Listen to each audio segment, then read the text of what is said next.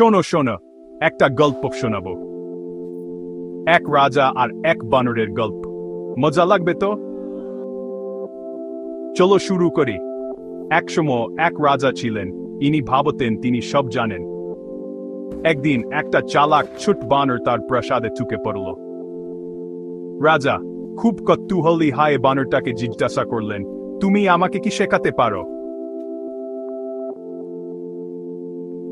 বানরটা মুচকি হেসে বলল, আমার পিছনে আসুন মহারাজ।